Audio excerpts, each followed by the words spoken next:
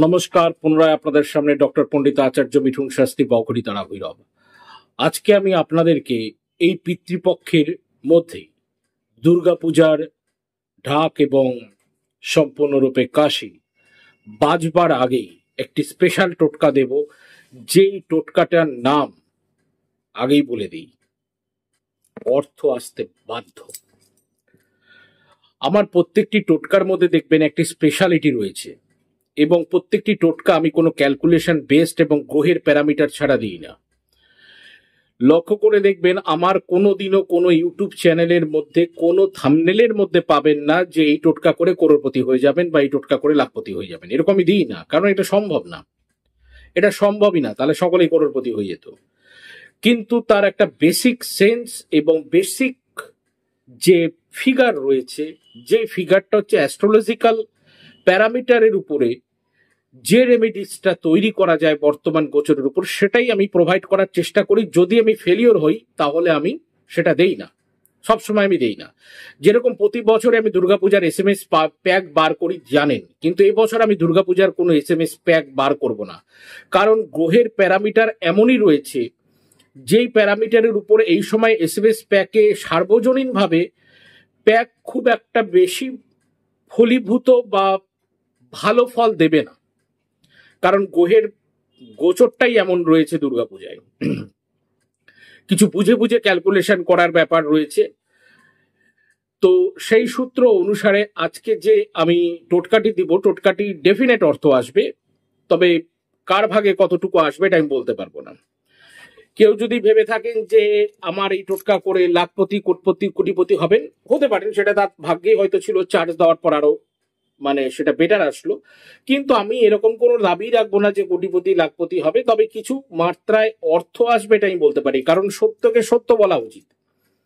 সত্যের মাধ্যমে যদি কোনো কাজ করা যায় বা সত্যের মাধ্যমে যদি কোনো কিছু প্রকাশ করা যায়, তাহলে মানুষের কাছে বা জনগণের কাছে বা ফলোয়ার্সদের কাছে অ্যাকসেপ্টেন্সটা আসবে এবং জনগণ সেই জায়গাটাকে বুঝতে শিখবে।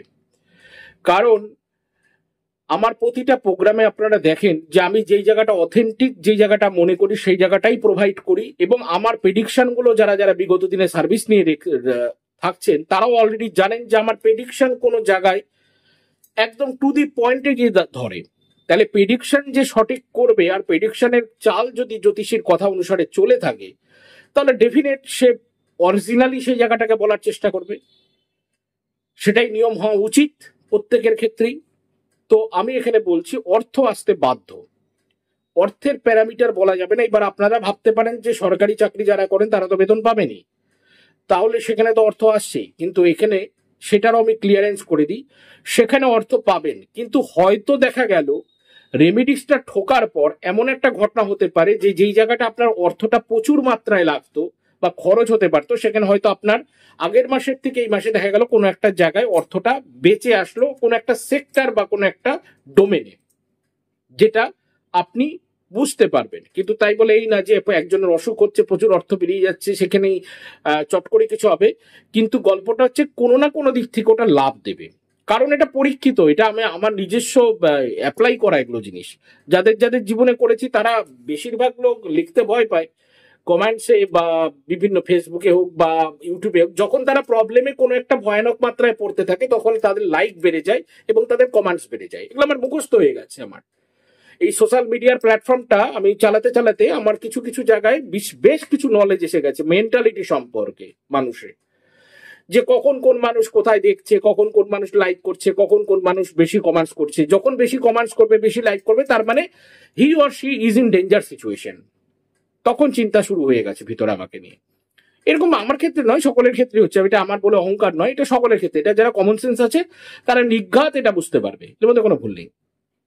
কথা অনেক হয়ে গেল, এবার টোটকায় আসা যাক। টোটকাটা ইউটিউব চ্যানেলে কোনোদিনও কোনো সময়ে কোনো প্ল্যাটফর্মে শোনেননি এবং শুনবেনও না, কারণ এটা আমার রিসার্চ করা ব্যাপার। এবং তাছাড়া শুধু তাই নয়, আমি আরেকটু কথাও বলে রাখি, এমন কিছু কিছু চ্যানেল আছে যারা আমার প্রোগ্রামকে টোটালি ডুপ্লিকেট করছে এবং আমার টোটকাকেও, এবং সেটার ইনফরমেশনও আমার কাছে এসেছে, যারা আমার টোটকাকে নতুনভাবে রং দিয়ে আলাদা ব্যাকগ্রাউন্ড নিয়ে এই একই টোটকা বলছে। কিন্তু আমি কোন রকম আগেই বলে দিয়েছি, আমি স্ট্রাইকে পক্ষপাতিত্ব করি না, আমি স্ট্রাইক দেই না, কোনো কিছু বলি না, কারণ জ্ঞান যত বাড়বে তত ভালো। সেটা আমার মাধ্যমে যদি 10 জনের কাছে পৌঁছায়, আর একজন যদি আমারটা আবার নিয়ে যদি সে আবার ছড়িয়ে দিতে পারে, সেটা যদি 100 জনের কাছে পৌঁছায়, তাহলে সকলের ক্ষেত্রেই লাভ হবে। আর লাভই তো আমরা করতে চাই মানুষের, নিজের লাভের থেকে তাকে সকলের লাভ করতে পারলেই তো নিজের লাভের জায়গাটা আসবে না, এটা তো বোঝা দরকার আগে। তো সেই সূত্র অনুসারে আজকে যে টোটকাটা বলবো সেই টোটকাটা খুব অদ্ভুত। একটা বাবুল গাম, যেটা আমরা ছোটবেলা কেন বড়বেলাও খাই, চুইং গাম বা বাবুল গাম বা কোন রকম ভাবে সেন্টার ফ্রেশ, যেসব কোম্পানির যেসব গামগুলো বাড়ায় না, মুখের মধ্যে চাবাতেই থাকে এরকম। তো এরকম কোন একটা বাবুল গাম নিয়ে বা এরকম কোন একটা গাম নিয়ে যেটা মুখে খাওয়া যায়, এরকম একটা গাম নিয়ে কোন একটা রেল লাইনের পাশে চলে যান, গিয়ে ওখানে বাবুল গামটা মুখের মধ্যে দেবেন, বাবুল গামটা খুলে ওখানেই কিন্তু খুলে বাবুল গামটা মুখে দেবেন। দেওয়ার পর একটা কথা বলবেন, সেটা হচ্ছে মানি, MONEY, মানি। এটা জাস্ট আপনারা কন্টিনিউয়েশন 7 বার উচ্চারণ করবেন, মানি মানি মানি মানি মানি 7 বার উচ্চারণ করবেন, ভিতরেও বাবুল গাম থাকা অবস্থায় কিন্তু। তারপরে বাবুল গামটা আশেপাশে যেখানে ফেলার মতো জায়গা রয়েছে, কারণ অপরিষ্কার করাটা আমাদের লক্ষ্য নয়, যে জায়গাটা ফেলা যেতে পারে এরকম একটা ডাস্টবিন টাইপের কিছু একটা জায়গা, সেইখানে বাবুল গামটাকে আস্তে করে ফেলে দিন। দিয়ে পিছনে ঘুরে দেখবেন না, সোজাসুজি চলে আসুন। 17 দিন ওয়েট করুন, টাকা আসছে কিনা দেখে নিন। বর্তমানে গ্রহের গোচরের উপর ভিত্তি করে এটা একটি বাম্পার সুপার স্পেশাল টোটকা, করে দেখুন, রেজাল্ট পেতে বাধ্য। আমি কিছু কথা বলতে পারবো না এখানে, বললাম না অনেক কিছু ব্যাপার থাকে যেগুলো আমি বলতে পারি না। এমন কিছু মানুষ যারা লটারি পেয়েছে না, তাদের ভাষা বলতেই পারবো না, তারা প্রোগ্রামেও আসবে না, তারা ভিডিও দেবে না, তারা প্রচারেও যাবে না। হয়তো সেই সময় প্রচার দিলে আমার হয়তো প্রচারটা বাড়তো, কিন্তু সেটা তারা রাজি না, আর আমি তাদের সঙ্গে সহমত পোষণ করেছি, কারণ তাদের উপর হিংসা বা অন্যরকম জেলাসি ব্যাপার অনেক কিছু চলে আসতে পারে, কিন্তু বিভিন্ন রকম ভাবে হাই মার্ক পর্যন্ত সে লটারি পেয়েছে। এবার প্রশ্ন হতে পারে, কিন্তু আমি পাইনি কেন? আমি লটারি কাটি না, আর আমি লটারি কাটতে কাউকে বলিও না, কিন্তু ওর ভাগ্যে ছিল, 4 দিয়েছে, হয়েছে। এর মধ্যে আমার কোনো ক্রেডিট নেই, এটা গ্রহগত ব্যাপার। গ্রহ কাকে কতটুকু দেবে সেটা গ্রহ ডিসাইড করবে তার কর্ম এবং ভাবের উপর। আমার কর্ম হয়তো ভালো ছিল না, ওই জন্য আমার কাছে ওই অল্প মাত্রায় আসছে, কোন রকম অন্যভাবে টাকা আসছে। কারো কাছে হয়তো কর্ম ভালো আছে, সে আবার অন্য মাত্রায় টাকা পাচ্ছে। এমন তো নয় যে জ্যোতিষী হলেই সেই সবচেয়ে বড় সবকিছু পেয়ে যাবে, সে সবকিছু জানবে, তাকে আর গ্রহ প্যাচে ফেলবে না। জ্যোতিষীর কি জ্বর আসবে না? প্রত্যেকেরই হবে, এটা তো কমন সেন্সের ব্যাপার। মানুষ আমরা বিশ্বাস করে ফেলি, মানুষ এই সাবজেক্টটাকে বুঝে উঠতে পারি না। এটা সনাতন প্রাচীন শাস্ত্র, বোধের চোখ এটা। তাহলে এটাকে বুঝতে গেলে আগে প্রথমে বুঝতে হবে যে পড়াশোনা করছে, যেরকম ডাক্তারবাবু যে ট্রিটমেন্ট করছে, তা ডাক্তারের কি অসুখ করে না?